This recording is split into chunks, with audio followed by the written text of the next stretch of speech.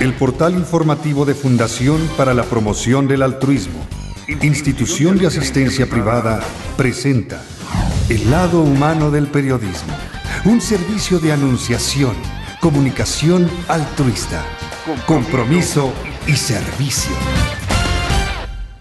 Hola, ¿qué tal? ¿Cómo están todos ustedes? Me da mucho gusto saludarles. Esto es Anunciación TV, haciendo un servicio especial para KW Televisión. Somos hermanos y me da muchísimo gusto poder compartir con ustedes las novedades que tiene Suma por la Educación en este proceso de reforma educativa, un proceso complejo en México por la oposición de algunas minorías de entre los millones de profesores que hay en la República Mexicana. Suma por la Educación y la reforma educativa es el tema, con María Teresa Ortuño Gursa, presidenta ejecutiva de esta organización. ¿Cómo estás?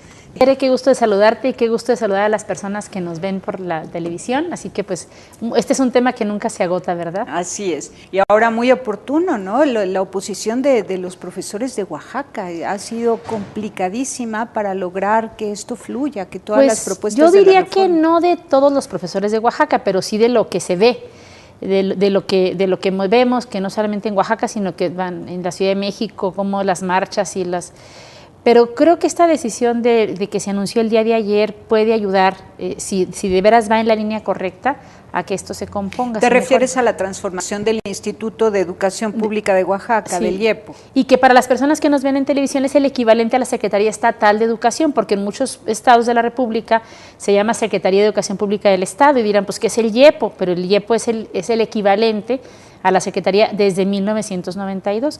A mí me gustaría... ¿Y funcionaba como un organismo independiente, autónomo? Era desde el gobierno del Estado, se llamaba IEPO, a la Secretaría de Educación Pública Estatal, pero estaba en un 90% tomada por personas de la CENTE, por un acuerdo que se hizo desde el año 92. Vale la pena señalar que en Oaxaca pues ha habido esta historia, ya viene de muchos años atrás, cuando en el mayo del 92 se hizo un acuerdo en todo el país para descentralizar la educación, para pasarle a los gobiernos estatales los recursos y las decisiones, salvo lo que fuera la normatividad general del país, pero toda la operación diaria, quién entra, quién sale del sistema educativo, la certificación de los estudios, toda esta parte operativa se pasó a los estados. Y entonces, excepto en Oaxaca, esto se hizo el 19 de mayo del 92 para todo el país, pero en octubre de ese año, en Oaxaca se firmó un acuerdo con el entonces gobernador y quienes entonces estaban al frente de lo que era el sindicato de maestros, para que ellos, el sindicato, tomaran la dirección de esta coordinación. En su momento las razones ahora sí que ya no importan, el contexto era aquel. Nosotros como organizaciones de la sociedad civil pues simplemente describimos, ¿verdad?, lo que pasó, pero aquella cosa se fue transformando cada vez más en que ya, digámoslo así, ya no había patrón, el patrón desapareció y el patrón era el mismo sindicato. Cuando en el año 2013 viene la reforma educativa, allá toma características diferentes. Oaxaca es el único estado que sigue en falta hasta el día de hoy en cuanto a no haber armonizado su legislación y tener una ley estatal de educación como se hizo con el resto de los estados. No te creas que estuvo tan fácil. Y entonces depende de la federación 100% ¿no? Y de la voluntad del sindicato. No, en teoría depende del gobierno del estado, pero lo delega en el sindicato porque es el que gobierna el IEPO. Entonces es un estado de excepción Oaxaca que no está muy diferente a lo que ocurre en Michoacán, Guerrero y Chiapas, aunque lo de Oaxaca sea lo más grave, porque no hay una armonización de ley. Déjame comentar, Tere, para las personas que nos ven, que quienes nos movemos en este medio, como que traemos las cosas ya muy conocidas, muy masticadas, pero yo quisiera, no de partir de cero, pero sí poner un panorama más elemental. ¿Qué fue lo que pasó en 2013? ¿Por qué esta reforma educativa viene a cambiar las cosas con lo que pasó ayer en Oaxaca? ¿Y qué pasa con el resto del país? Porque las personas que nos vean en el resto del país van a decir, me interesa saber qué pasó en Oaxaca, pero aquí en mi estado, en mi ciudad, ¿qué significó la reforma educativa? Esta reforma tenía mucho tiempo tratándose de aplicar y no se había logrado porque no había habido el acuerdo político. Lo hubo hasta 2013. ¿En qué consiste la reforma educativa? En 3 leyes. Es decir, se modifica la Constitución General de la República y se crean 3 leyes. Una se modifica y 2 se crean. La Constitución establece reglas distintas, se crea la ley del servicio profesional docente, que es la que va a regular el tema de los maestros, se crea la ley del Instituto Nacional de la Evaluación de la Educación, que esta ley del Instituto Nacional ya existía, pero por un decreto presidencial. No había habido el acuerdo político para que se hiciera por ley. Hoy ya es por ley, por lo tanto tiene personalidad jurídica y patrimonio propios, y es una institución como el INE, ¿verdad? Que aparte del sistema, no depende de la Administración INE, Central. Instituto Nacional Electoral, así es el INE, el Instituto Nacional para la Evaluación de la Educación. Y se modifica una ley que ya existía, que era la Ley General de Educación. Estos cambios en la ley establecen una nueva forma de ingresar, permanecer y promoverse a los maestros dentro del sistema educativo para que se ponga como faro rector o como estrella polar la calidad en la educación, y tratan de modificar a nuevos actores. Se da mayor funcionamiento al papel de los padres de familia, cosa que muchos durante muchos años habíamos venido exigiendo, y estaba en la ley, pero no se le había dado el rango que ahora se le dio. Entonces, esta reforma educativa ahora dice que los maestros van a tener que pasar un examen para ingresar al servicio profesional docente, y ahora cuando entran tienen una plaza por 2 años. No la tienen ya para siempre como ocurría antes. A los 2 años se les hacen las evaluaciones para que se puedan quedar en el servicio docente. Pero además hay un transitorio que dice que durante el primer tiempo de la aplicación de esta reforma, solamente los egresados de las normales podían solicitar su ingreso a ser docentes. Ya pronto vamos a poder tener egresados de cualquier carrera, de cualquier universidad. De cualquier universidad que hayan estudiado, yo no sé, biología, ciencias sociales, administración pública, y que quieran una plaza docente, siempre y cuando califiquen para el puesto. Este es el marco jurídico. Se hacen estas adecuaciones a la ley, pero se queda en una primera etapa que falta de concluir para modificar las leyes que faltan. Quedan todavía muchas preguntas de lo que iba a ocurrir con las normales. No nos han dicho la autoridad qué va a pasar con las escuelas normales. Tú sabes que las escuelas normales tienen que seguir siendo, tienen que seguir existiendo, tienen que seguir formando profesionistas para la educación, pero ahora tienen que modificar su currícula. ¿Por qué? Porque ahora, al haber unos nuevos criterios de ingreso, de evaluación, de permanencia, ahora con el tema de las tecnologías, con todo lo que ha habido de cambios en la educación, pues las normales tienen que adecuarse a estos cambios, y todavía es fecha que la autoridad no nos ha señalado en qué van a consistir estos cambios para actualizar las escuelas normales. Otro aspecto que queda pendiente es que no nos han dicho qué va a pasar con el modelo educativo. El modelo educativo tiene que contener muchas cosas, entre ellas, pues, qué va a pasar con la infraestructura, con la currícula, qué pasa con el servicio profesional docente. Todo esto se hicieron muchísimos foros de consulta. Está la información en la Secretaría de Educación Pública y todavía no nos han definido qué va a pasar. Esperemos que pase algo bueno. Ahora, respecto al modelo educativo, tendríamos que hablar de modelos educativos, según si el estilo de vida es rural, urbano, si es en el norte del país, en el sureste, claro, o en semiurbano, la costa. Sí, y el tipo de perfil que tienen los alumnos y los maestros de ahí. El contexto, sí, claro. Tiene que tomarlo en cuenta. Todo eso tiene que formar parte del modelo, porque se tiene que, como se dice ahora, tropicalizar, pero sí tienes que tener un mínimo de habilidades, de conocimientos que deben tener los alumnos, igualitos si salen de la Sierra de Guerrero que si salen de una escuela en el centro de Monterrey. Hay cosas que tienen que tener mínimo de conocimiento y otras que tendrán que adecuarse a sus circunstancias similares. Entonces, la reforma educativa, lo primero que exigía era que se adecuaran los marcos jurídicos locales en cada estado para armonizarla con la reforma federal, tanto de la Constitución como de estas 3 leyes que menciono. Las 2 nuevas, la Ley del Servicio Profesional Docente, la Ley del Instituto Nacional para la Evaluación de la Educación, y la que ya existía y se modificó, que es la Ley General de Educación. Entonces, Oaxaca y otros estados incurrieron en faltas, porque aunque Oaxaca es el único que no ha armonizado su legislación, otros la armonizaron de manera que no se adecuaba, y de hecho hay controversias constitucionales para ver cuál norma, dice los tribunales federales, que prevalece, porque tiene que prevalecer la federal. Entonces ahí estamos. Bueno, pues entonces vamos a hablar de estas controversias constitucionales y las recomendaciones que Suma por la Educación hace a los profesores de Oaxaca, Guerrero, Chiapas y Michoacán principalmente. Vamos y volvemos.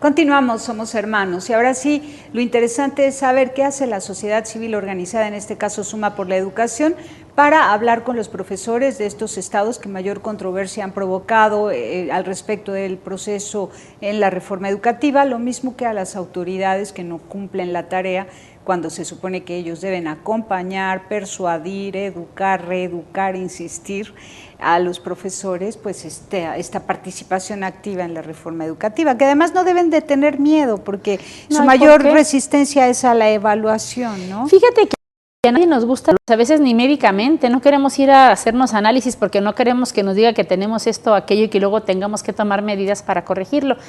Es entendible un temor del maestro sobre la evaluación, pero yo creo que esto se va a ir resolviendo en la medida en que vayan viendo que es algo para aprender, para mejorar. Y aquí sí quiero, Tere, destacar algo en el tema de sociedad civil. Nosotros en Suma por la Educación, una cosa en la que hemos insistido es que sin participación social no va a haber mejora en la calidad de la educación. Y una parte de la participación social es explicar también a los profesores, a los docentes, que esta evaluación les va a servir a ellos, les va a servir para saber en qué áreas es en donde más habría que reforzar y en cuáles están muy bien, e incluso pueden compartir esas experiencias exitosas que ellos han tenido.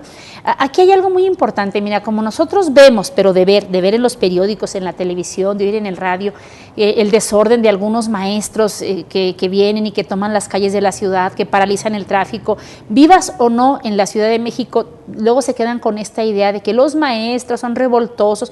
No es así. Es muy importante destacar.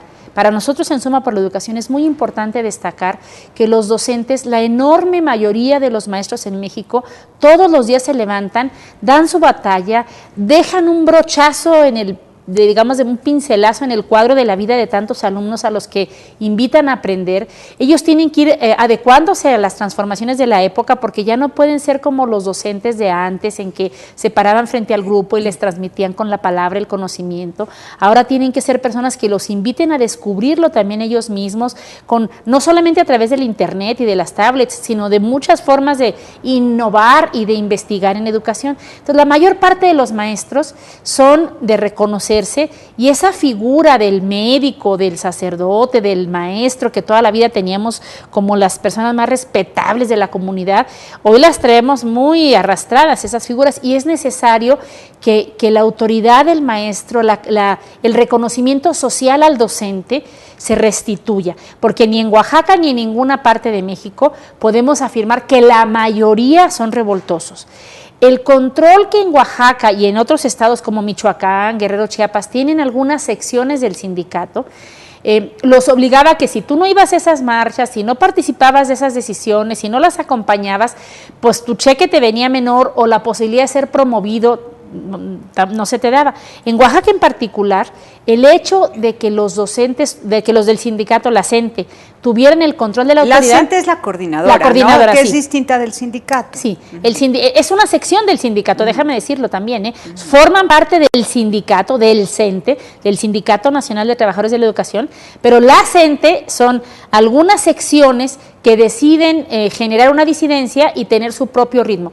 Yo quiero destacar aquí que en Oaxaca existen dos secciones, la 22, que es la que hemos conocido por los medios, y la 59, que son los que de alguna manera han acordado seguir con la reforma educativa, participar de las evaluaciones, pero tomando en cuenta que el Instituto Estatal de Educación Pública de Oaxaca son ellos, los de la CENTE, resulta que a los alumnos de los maestros de la sección 59 en muchos casos no les daban reconocimiento de validez oficial de estudios como represalia, porque son de la sección con la que la mayoría no está de acuerdo y la mayoría controlaba hasta el reconocimiento académico. Esto es lo que ayer nos anunciaron que se va a suspender, que se va a acabar. Ojalá sea cierto.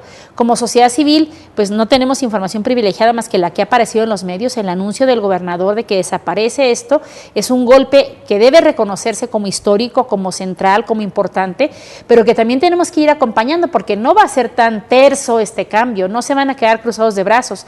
Esperemos que haya una estrategia para que desde las orillas, digamos, de los maestros que iban obligados, pero que quizás no estaban de acuerdo con lo que sus dirigentes los obligaban a hacer, pues se puede hacer una estrategia de comunicación con ellos para ir desmantelando un poder que va en contra de la calidad de la educación. Y en aquellas cosas en las que tuvieran razón, porque en algunas seguramente la tenían, pues ver cómo esas inquietudes se pueden atender y transformar. Pero el apoyo social es muy grande para este tema.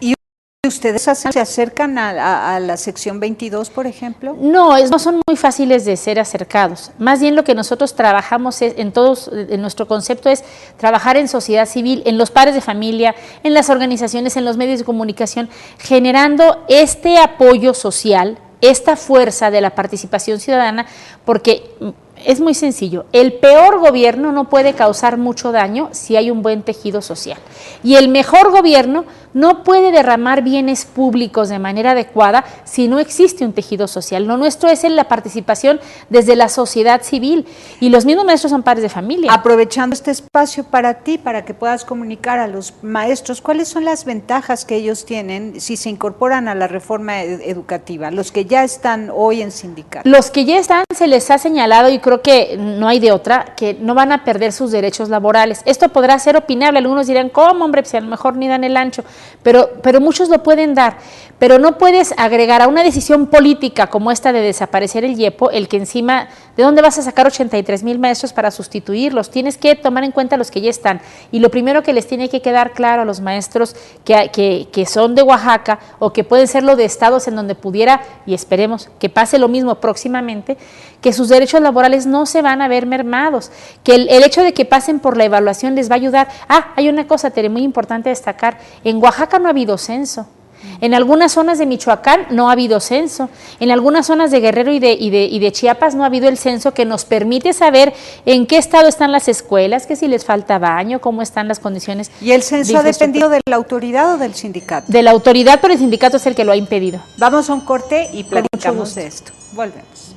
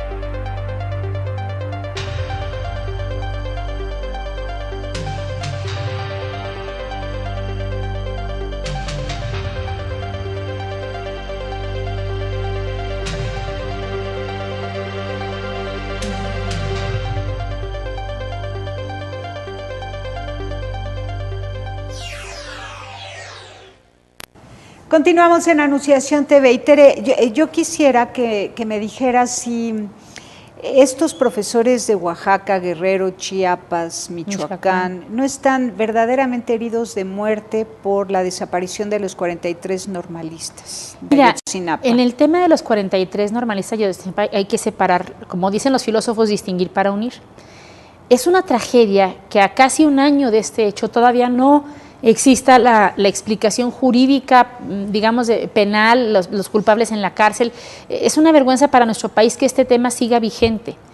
Pero además también hay quien lucra con ello. Esos son temas, independientemente de la tragedia en sí, que debe resolverse desde el punto de vista, digamos, policíaco, penal, de autoridad, de Ministerio Público, que eso tiene que resolverse para que podamos ver qué sigue. El tema es que esta tragedia a algunos les beneficia y la pueden tomar como bandera o como pretexto para exigir otras demandas que están en sus exigencias desde antes de que pasara esto. Entonces, yo lo distinguiría. El tema de la reforma educativa es de lo que hay que estar insistiendo en que la sociedad civil tiene que participar, porque no hay nadie que quede fuera del tema educativo. Todo el mundo estamos tocados, rozados o inmersos en el tema de la educación. Y si bien es cierto, la evaluación esta en sí misma, el censo en sí mismo, las decisiones en sí mismas no van a mejorar la calidad de un día para otro, pues son la ruta hacia la que tenemos que irnos para poder tener un rasero que no sea discrecional. Porque lo que ha pasado en el pasado reciente y en el anterior es que la asignación de plazas docentes se heredaban, se compraban, se vendían o se traficaban de maneras no correctas, para decirlo, englobar en una sola forma todas ellas, ¿no? Y a la hora de que sea por un examen, de que haya un mecanismo que nunca será perfecto, pero que al menos será homogéneo y no será discrecional, va a permitir que los mejores docentes estén frente a grupo y que todos aquellos, que son muchos, que tienen una maravillosa vocación a la docencia, la puedan ejercer, despertando en sus alumnos ese interés. Pero el epicentro de la educación debe ser el estudiante, debe ser el alumno, no el docente. No podemos quedarnos en una reforma laboral, que es lo que ha ocurrido hasta ahora, y tenemos que irnos hacia una reforma educativa. ¿Cuál es la diferencia entre una reforma laboral y una reforma educativa? Pues la laboral es lo que ha pasado, que cómo se les va a pagar, que si de manera central, que si de manera estatal. Ahora los gobernadores ni pagan ni mandan, no tienen un control político, sino que volvió hacia el centro. Pues ya veremos si eso funciona mejor que como estaba. Simplemente digo, es necesario que pasemos a una reforma educativa y para ello hace falta revisar la currícula de lo que se enseña en clases, hace falta revisar el modelo educativo, hace falta el tema también de la tecnología, el tema de que podamos dejar de ver al maestro como el que se para frente a un salón de clases y les transmite sus conocimientos y ahora pueda él suscitar el interés por aprender por parte de sus alumnos, ¿verdad?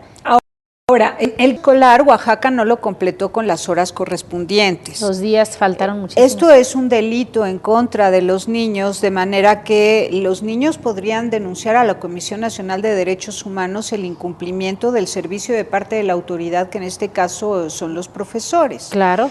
Porque son empleados de gobierno, ¿cierto? Y además ya está en la ley la posibilidad de ser castigados. Exactamente. ¿Y de qué manera se ha procedido en ese sentido? Hasta ahora de ninguna, porque el mecanismo que la ley contempla para sancionar a los maestros es que la autoridad diga estos profesores faltaron tales y cuales días de clase.